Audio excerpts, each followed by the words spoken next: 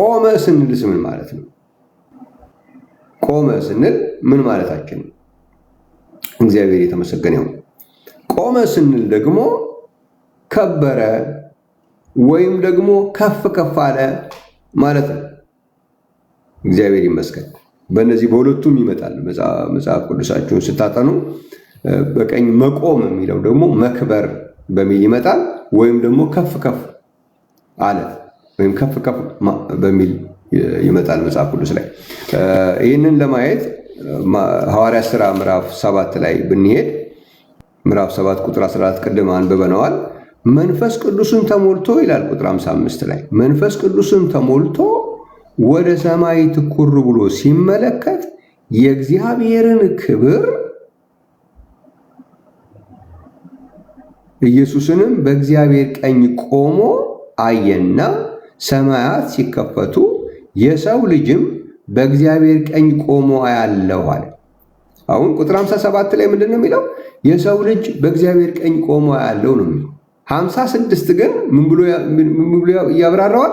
የእግዚአብሔርን ክብር ብሎ ያብራራዋል። እግዚአብሔር የተመሰገነ ነው። ማንን ነው በእግዚአብሔር ቀኝ ያየው? የእግዚአብሔርን ክብር።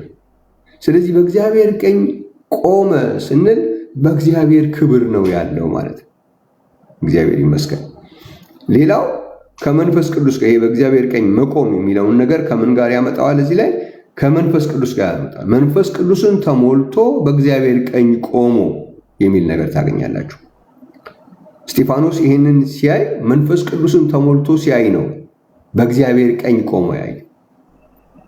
በሌላ ቦታ ላይ ክርስቶስ መንፈስ ቅዱስን ሲሰጥ ወይም መንፈስ ቅዱስን ሲያፈስ በእግዚአብሔር ቀኝ ከፍ ከፍ ብሎ ነው የሚል ታገኛላችሁ። ሐዋርያት ሥራ ምዕራፍ ላንብብላችሁ። ሐዋርያት ሥራ ምዕራፍ 2 ላይ ሐዋርያት ሥራ ምዕራፍ 2 ቁጥር 33 ላይ ወይም ደግሞ ቁጥር 32 ጀምሮ ይህን ኢየሱስን እግዚአብሔር አስነሳው፣ ለዚህም ነገር እኛ ሁላችን ምስክሮች ነን። ስለዚህ በእግዚአብሔር ቀኝ ከፍ ከፍ ብሏልና፣ ተመልከቱ፣ በእግዚአብሔር ቀኝ ምን ብሏል? ከፍ ከፍ ብሏልና የመንፈስ ቅዱስን የተስፋ ቃል ከአብ ተቀብሎ ይህ እናንተ አሁን የምታዩትና የምትሰሙትን ምን አደረገው? አፈሰሰዋል። ስለዚህ እዛ እስጢፋኖስ ላይ ምንድን ነው የሚለው? መንፈስ ቅዱስ ተሞልቶ በምን አየው? በእግዚአብሔር ቀኝ አየው።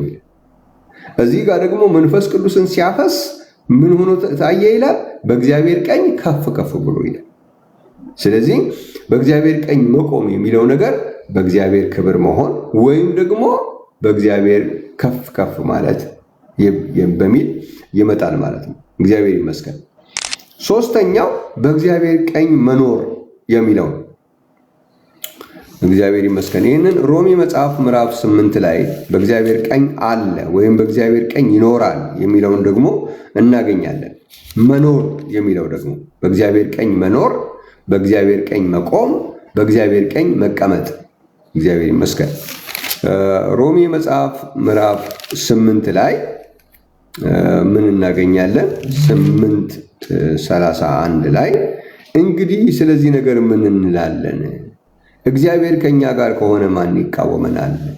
ለገዛ ልጁ ያራራለት፣ ነገር ግን ስለ ሁላችን አሳልፎ የሰጠው ያው ከእርሱ ጋር ደግሞ እንዲያው እንዴት አይሰጠንም? ይልና እግዚአብሔር የመረጣቸውን ማን ይከሳቸዋል? የሚያጸድቅ እግዚአብሔር ነው። የሚኮንንስ ማን ነው?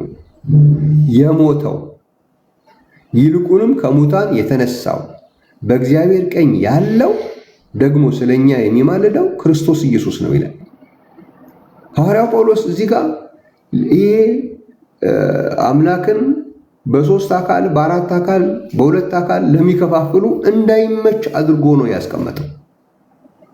ማን ነው በእግዚአብሔር ቀኝ ያለው? የሞተው ይልቁንም ከሙታን የተነሳው ነው በእግዚአብሔር ቀኝ ያለው እንጂ እግዚአብሔር ወልድ የሚባል መለኮት አይደለም በእግዚአብሔር ቀኝ ያለው። እግዚአብሔር ወልድ የሚባል አንድ መለኮት እግዚአብሔር አብ በሚባል ሌላ አካል ወይም ደግሞ ፐርሰን አጠገብ አይደለም ያለው። ምክንያቱም እግዚአብሔር ወልድ የሚባል መለኮት የሚባል ነገር አይሞትም። በዚህ ጋር በእግዚአብሔር ቀኝ አለ ምንድነው? ማንን ነው? ሰውነቱን ነው የሞተው ይልቁንም ከሙታን የተነሳው በእግዚአብሔር ቀኝ አለ። ስለዚህ የሞተው አካል ከሙታን ተነስቶ በእግዚአብሔር ቀኝ አለ እንላለን እንጂ እግዚአብሔር ወልድ የሚባል አካል ድሮም ጀምሮ ነበረ ከተባለ አሁን ከሞተ ከተነሳ በኋላ አይደለም እኮ በእግዚአብሔር ቀኝ የሚኖረው። አካሉ ግን ያ የሞተው እና ከሙታን የተነሳው አካል ግን ከዘላለም የነበረ አካል አይደለም። ከዘላለም የሚሞት አካል አልነበረው። ከዘላለም የሚነሳ አካል አልነበረው። አሁን በእግዚአብሔር ቀኝ አለ የምንለው ምን ነው አለ? የሞተው ይልቁም ከሙታን የተነሳው። ይሄ ደግሞ አካል ነው፣ ሰውነቱ ነው። ይህን ቤተ መቅደስ አፍርሱት በ3 ቀን አነሳዋለሁ ያለውን ሰውነት ከሞተ በኋላ ከተነሳ በኋላ አሁን በእግዚአብሔር ቀኝ አለ፣ በእግዚአብሔር ቀኝ ይኖራል ብሎ ነው መጽሐፍ ቅዱስ የሚናገር ያለው ማለት ነው። ስለሞተውና ስለተነሳው አካል ነው እንጂ አንድ እግዚአብሔር ወልድ የሚባል መለኮታዊ አካል አይደለም። በእግዚአብሔር ቀኝ አለ የሚለን እግዚአብሔር የተመሰገነ ይሁን። በእግዚአብሔር ቀኝ አለ ስንል ምን ማለት ነው?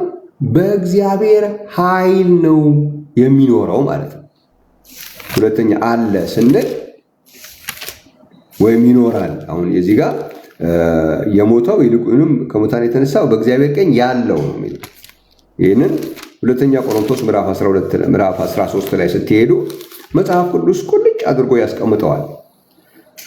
ሁለተኛ ቆሮንቶስ ምዕራፍ 13 ቁጥር 4 ላይ እንደዚህ ላይ በድካም ተሰቅሏልና ነገር ግን በእግዚአብሔር ኃይል በሕይወት ይኖራል። ሲሰቀል በምንድን ነው የተሰቀለው? በድካም ተሰቅሏል። አሁን ግን ይኖራል ስንል ሮሜ ላይ በእግዚአብሔር ቀኝ ያለውን ሁለተኛ ቆሮንቶስ ምዕራፍ 13 የሚላል በእግዚአብሔር ኃይል በሕይወት ይኖራል ይላል። ስለዚህ በእግዚአብሔር ቀኝ ይኖራል ስንል በእግዚአብሔር ኃይል ይኖራል ማለት ነው። የእግዚአብሔር ቀኝ የእግዚአብሔር ኃይል ሆኖ መጣ ማለት ነው። እግዚአብሔር የተመሰገነ ይሁን። በመዝሙረ ዳዊት 16 ላይ ስትሄድ ደግሞ በምን አይነት ነው የሚኖረው? በእግዚአብሔር ኃይል ይኖራል ስንል እንዴት የሚለውን ደግሞ ትንሽ ገለጥ ያደርገዋል። መዝሙረ ዳዊት 16 ላይ እግዚአብሔር የተመሰገነ ይሁን። መዝሙረ ዳዊት በቅንፍ 16 ምን ይላል? ቁጥር 11 ላይ የሕይወትን መንገድ አሳየኸኝ ከፊትህም ጋር ደስታን አጠገብከኝ ይልና በቀኝህም የዘላለም ፍስሐ አለ ይላል። እግዚአብሔር የተመሰገነ በቀኝህም የዘላለም ፍስሐ አለ። ስለዚህ አንድ ሰው በእግዚአብሔር ቀኝ ነው ያለው ወይም ስንል ምን ማለታችን ነው? በዘላለም ፍስሐ ነው ያለው፣ በዘላለም ደስታ ነው ያለው ማለት ነው። በእግዚአብሔር ቀኝ መኖር ማለት በዘላለም ደስታ መኖር፣ በዘላለም ፍስሐ መኖር ማለት ነው። ስለዚህ ክርስቶስ በእግዚአብሔር ቀኝ አለ ወይም በእግዚአብሔር ቀኝ ይኖራል ስንል ምን እያልን ነው? የሚኖር በእግዚአብሔር ኃይል በዘላለም ፍስሐ በዘላለም ደስታ የሚኖር አካል ነው። ያ አካል በድካም ተሰቅሏል። አሁን ግን በድካም አይደለም ያለው። እግዚአብሔር ይመስገን። የሞተው በድካም ነው፣ ይልቁንም ከሙታን የተነሳው ብሎናል። ያ አካል ነው በእግዚአብሔር ቀኝ ያለው። አሁን ግን በምንድን ነው ያለው? በድካም ተሰቅሏል። አሁን ግን በእግዚአብሔር ኃይል በሕይወት ይኖራል። እግዚአብሔር የተመሰገነ ይሁን። ስለዚህ በእግዚአብሔር ቀኝ አለ ስንል በእግዚአብሔር ኃይል ይኖራል እያልን ያለ ነው። በዘላለም ፍስሐ ይኖራል እያልን ነው። የእግዚአብሔር ቀኝ የዘላለም ፍስሐ ነው። እግዚአብሔር የተመሰገነ ይሁን። ስለዚህ በእግዚአብሔር ቀኝ መቀመጥ፣ በእግዚአብሔር ቀኝ መቆም፣ በእግዚአብሔር ቀኝ መኖር የሚለውን መጽሐፍ ቅዱስ እንደዚህ ቁልጭ አድርጎ አስቀምጦልናል። እግዚአብሔር የተመሰገነ ይሁን።